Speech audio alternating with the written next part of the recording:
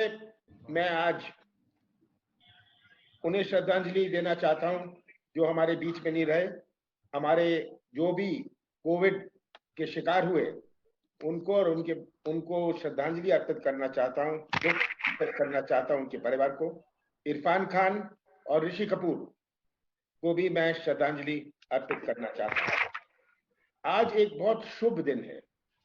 आज world press freedom day है, विश्व पत्रकार स्वतंत्र दिवस है।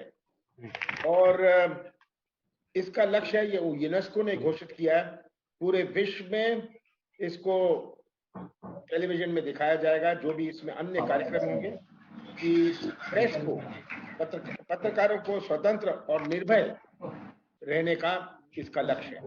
और मुझे भी उम्मीद है कि हमारे सब मध्य प्रदेश के पत्रकार भी आज के दिन संकल्प लेंगे, ये वर्ल्ड प्रेस फ्रीडम डे में स्वतंत्रता का और निर्भय का। आप सबको मैं जानना नहीं चाहता हूं ये गवर्नमेंट कैसे गिरी, क्या क्या प्रलोभन थे, पर एक बात स्पष्ट है कि जो 22 विधायक गए, किस प्रकार का प्रलोभन दिया गया, आज ये बात जनता के सामने है। आज आम आदमी समझ रहा है और मुझे इस बात का बहुत दुख भी है। 15 साल बाद कांग्रेस की सरकार बनी और मुझे 15 महीने मिले। 15 महीनों में से 2.5 महीने तो आचार संहिता और लोकसभा चुनाव में गए। काम के लिए मेरे पास केवल 12.5 महीने थे। मुझे इस पद का दुख नहीं है कि ये पद नहीं रहा। मुझे इस बात का दुख है कि मैंने योजनाएं शुरू करी थी वो आगे नहीं बढ़ पाई। जो मैं शुरू करना चाहता था वह शुरू नहीं हो पाई। ये मुझे इस बात का दुख है क्योंकि मध्य प्रदेश को मैं एक नई दिशा देना चाहता था और मैं चाहता था कि मध्य प्रदेश में विश्वास हुए, मध्य प्रदेश अपने देश का हॉर्टिकल्चरल राजधानी बने, हमारी कृषि क्षेत्र में नई क्रांति आए, हमारे जो मेट्रो था ये मेट्रो का काम तेजी से चले और ये चलना शुरू हुआ था। हमारे गौशाला का प्रोग्राम बड़ी तेजी से शुरू हुआ था, ये चल रहा था, ये भी इसका जो कंप्लीशन था नहीं था। एंटी माफिया मूवमेंट युद्ध जो हमने शुरू किया था, शुद्ध का युद्ध जो शुरू किया था, इन चीजों को मैं एक रास्ते पर लाना चाहता था। कहीं हम सफल हुए, कहीं हम असफल हुए, पर मेरे पास केवल 12.5 महीने थे। 15 साल बाद मेरा प्रयास था कि टेलीविजन की सरकार से एक विजन की सरकार बने और ये मैं सिद्ध करना चाहता था कि मुंह चलाने में और प्रदेश चलाने में बहुत अंतर है। हमारा क्या प्रयास था? आज मेरे से प्रश्न पूछे जाते हैं, 15 साल जो रहे, प्रश्न पूछते हैं स्वास्थ्य सुविधा के बारे में, तरह तरह के प्रश्न पूछते हैं। मेरे पास तो केवल 15 महीने थे। जो 15 साल रहे वो 15 महीने का आज हिसाब मांग रहे हैं मेरे से। हमने शुरू किया था किसान फसल ऋण माफी योजना और इसकी बड़ी आलोचना हुई, पर ये आंकड़े स्पष्ट है। और फिर से मैं दोहराना चाहता हूं कि जिन किसानों का कर्जा माफ हुआ, ये हवा में नहीं हुआ, ये कागजों में नहीं हुआ।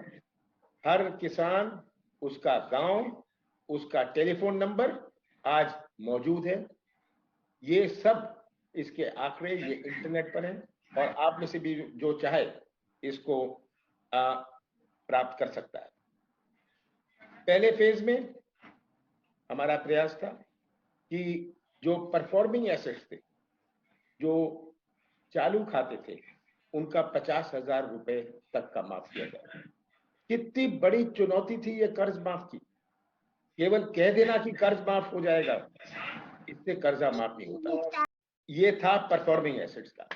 और 50,000 रुपए तक के परफॉर्मिंग एसेट्स और 2 लाख रुपए तक के जो कर्जा था, जो डिफॉल्टर थे, ये हमने किया, जिसके नाम, नंबर, गांव मौजूद है।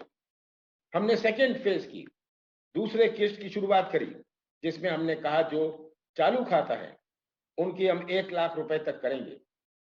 हमारा लक्ष्य था कि एक वित्तीय साल में, एक फाइनेंशियल ईयर में हम इसे कैसे आगे ले जाएं, इसे कैसे दूसरे फाइनेंशियल ईयर में लाएं।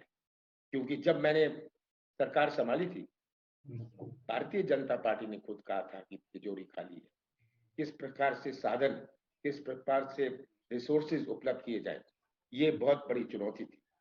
तो दूसरे किस्त में हमने 1 लाख रुपए तक के जो बच गए थे, जिनके 2 खाते थे, जो किसी ना किसी, जिन्होंने अप्लाई नहीं किया था, जो भी कुछ नुक्स था उनका, और हमने परफॉर्मिंग एसेट्स जो चालू खाते थे 1 लाख रुपए तक का किया। हमने ये घोषणा करी थी कि 1 अप्रैल से 160 रुपए क्विंटल हम गेहूं का देंगे जो रजिस्टर्ड फार्मर्स हैं। इसमें 11,75,000 किसानों को लाभ होगा। मैं उम्मीद करता हूं और निवेदन करता हूं आज की मौजूदा सरकार को कि इसकी पूर्ति ये करें। ये किसानों की क्रय शक्ति, ये किसानों की अर्थव्यवस्था में सुधार लाएगा।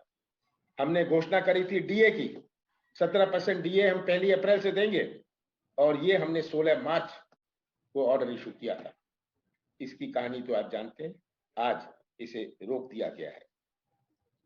आज हमारी सब्जी की फसल नष्ट हुई। महीने भर पहले हमारे जो निमाड़ मालवा में सब्जी है जो देश भर में जाती है, हमारे जो अन्य जिले हैं जहां देश भर में हमारी सब्जी जाती है, ये सब्जी नष्ट हुई कोविड के कारण।